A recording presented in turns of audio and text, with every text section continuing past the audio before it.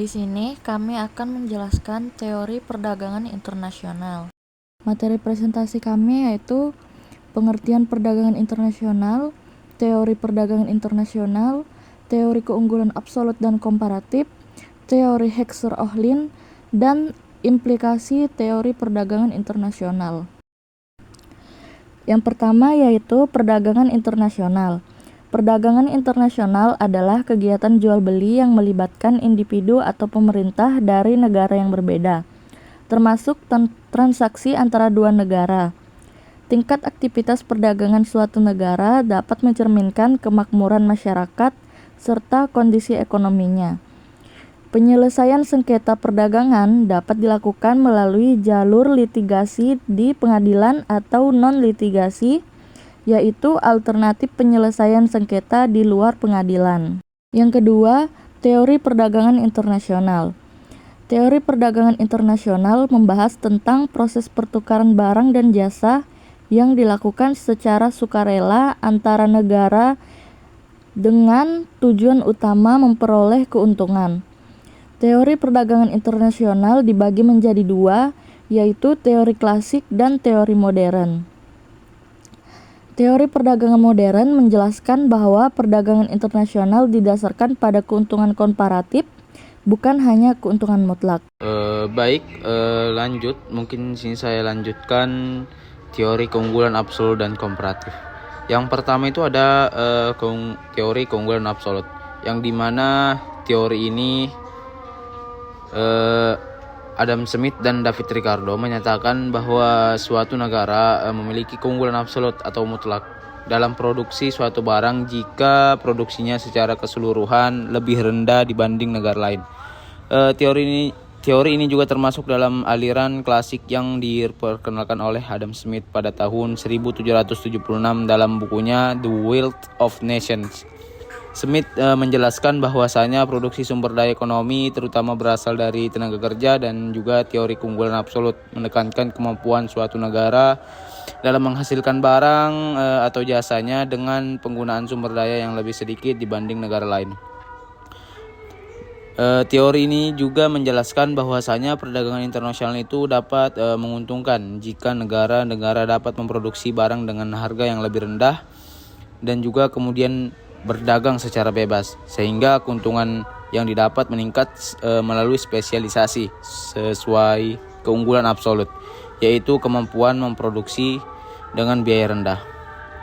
Adapun untuk mengatasi keterbatasan teori keunggulan absolut ini dikembangkan teori keunggulan komparatif, yang dimana kelemahan utama teori keunggulan absolut adalah ketidakmampuannya menjelaskan situasi di mana suatu negara mempunyai keunggulan mutlak dalam semua barang yang diperdagangkan. Yang kedua itu ada teori keunggulan komparatif, yang mana teori ini dikembangkan oleh David Ricardo.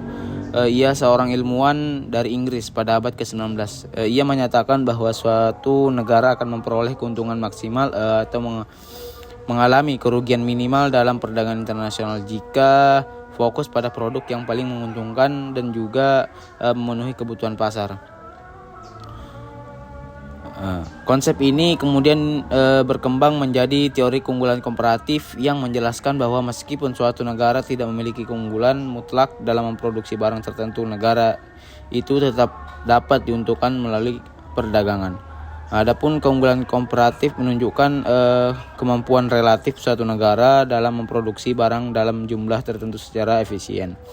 Adapun berikut beberapa dampak keunggulan komparatif. Terdapat strategi perdagangan internasional. Yang pertama itu ada spesialis produk, yang dimana spesialis produk ini negara dengan keunggulan komparatif dapat fokus pada produksi barang dan jasa yang memiliki tingkat produktivitas dan efisien yang tinggi, sehingga dapat menghasilkan produk dengan biaya lebih rendah dan meningkatkan posisi di pasar global. Yang kedua ada pengembangan sumber daya, yang dimana keunggulan komparatif memfasilitasi pengembangan sumber daya alam dan sumber daya manusia agar lebih efisien dan efektif, sehingga kualitas produk meningkat dan daya saing dalam perdagangan internasional bertambah. Yang ketiga itu ada kerjasama antar negara, yang dimana keunggulan komparatif ini memungkinkan kolaborasi antara negara dan proses produksi dan penjualan barang atau jasa yang meningkatkan efisiensinya, volume produksi daya saing di pasar global. Yang terakhir ada kemajuan teknologi, yang dimana negara dengan keunggulan komparatif dapat mengembangkan teknologi yang lebih efisien sehingga dapat meningkatkan kualitas produk dan kemampuan yang bersaing dan perdagangan internasional.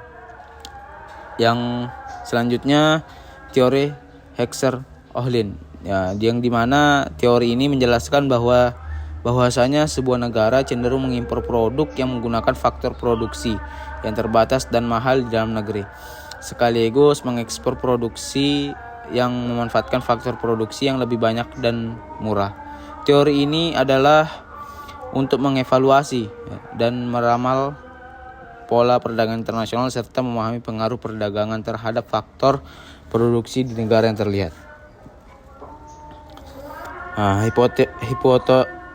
Hipotesis keseimbangan biaya elemen Heckscher-Ohlin Samuelson menyatakan bahwasanya perdagangan di dunia akan menyebabkan penyamaran biaya variabel antara negara-negara yang bertransaksi baik secara langsung maupun melalui kaitan-kaitan yang ada. Meski demikian, teori ini dibangun berdasarkan 3 asumsi penting yang tidak selalu sesuai dengan kondisi yang nyata. Yang pertama itu ada kedua negara dianggap selalu memproduksi kedua jenis barang yang secara bersamaan. Yang kedua, teknologi produksi yang digunakan seragam di kedua negara. Yang ketiga, perdagangan ini sebenarnya dapat menyamakan harga barang dan kedua negara. Teori ini mengasumsikan adanya kondisi tertentu, tetapi tidak kenyataannya ketiga asumsi tersebut jarang terpenuhi. Secara umum, teori Heckscher-Ohlin ini menyatakan bahwa negara-negara yang terlibat dalam perdagangan internasional memperoleh manfaat berupa upah atau pendapatan pekerja yang lebih tinggi dan juga tingkat bunga modal yang lebih rendah, yang dimana negara dengan kelebihan tenaga kerja dan kekurangan modal. Namun, penting untuk disadari bahwa hipotesis ini memiliki keterbatasan dan juga tidak selalu mencerminkan kondisi nyata dalam praktik perdagangan internasional. Yang terakhir ada teori implikasi teori perdagangan internasional, yang dimana implikasi teori-teori perdagangan internasional ini terhadap perekonomian global saat ini sangat luas dan juga kompleks. Perlu kita ketahui, teori keunggulan absolut yang diperkenalkan oleh Adam Smith ini menekankan pentingnya efisiensi dan juga produksi. Prinsip ini terlihat nyata pada praktik perdagangan modern dan di mana negara-negara berfokus pada produk yang dihasilkan dengan biaya rendah dan kualitas yang tinggi. Seperti contoh di negara Vietnam yang memiliki efisiensi produksi di sektor tekstilnya sehingga menjadi salah satu pengekspor terbesar di dunia. Sementara itu, teori keunggulan komparatif dari David Ricardo ini menjelaskan bahwa meskipun suatu negara tidak memiliki keunggulan absolut, perdagangan tetap dapat saling menguntungkan jika negara tersebut fokus pada produk dengan biaya relatif paling rendah.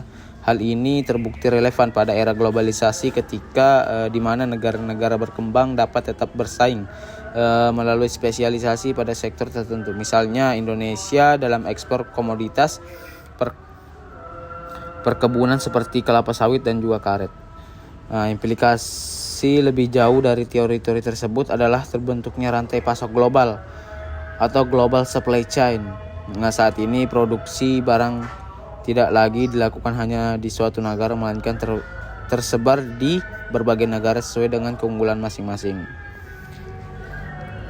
Selain itu, implikasi lain adalah munculnya konflik perdagangan seperti proteksionisme, perang dagang. Kasus persaingan dengan antara Amerika Serikat dan Tiongkok menunjukkan bahwa teori perdagangan internasional tidak selalu berjalan mulus dan juga lapang. Meskipun secara teori perdagangan ini bebas memberikan manfaat optimal dan praktiknya negara seringkali memberlakukan tarif, subsidi dan juga hambatan non-tarif untuk melindungi industri dalam negeri. Dengan demikian, teori perdagangan internasional masih sangat relevan untuk memahami dinamika ekonomi global saat ini.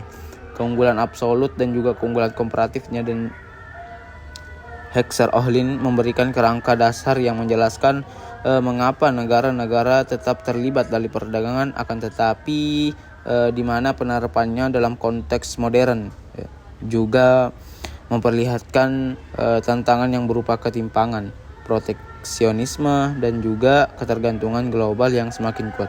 Oleh karena itu, yang dimana teori perdagangan internasional tidak hanya berfungsi sebagai alat analisis akademik, tetapi juga sebagai acuan penting dalam merumuskan kebijakan ekonomi internasional yang adil dan berkelanjutan. Sekian penjelasan presentasi dari kami. Selanjutnya saya akan membacakan kesimpulan. Jadi, perdagangan internasional ini merupakan kegiatan pertukaran barang dan jasa antar negara yang memiliki peran penting dalam pertumbuhan ekonomi, peningkatan efisiensi, dan hubungan diplomatik. Berbagai teori telah dikembangkan untuk menjelaskan fenomena ini. Teori keunggulan absolut dari Adam Smith menekankan pentingnya efisiensi mutlak dalam produksi.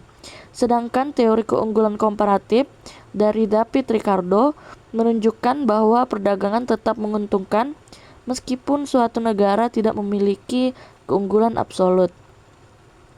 Sementara itu, Hexer-Ohlin menjelaskan pola perdagangan berdasarkan perbedaan faktor produksi yang dimiliki antar negara.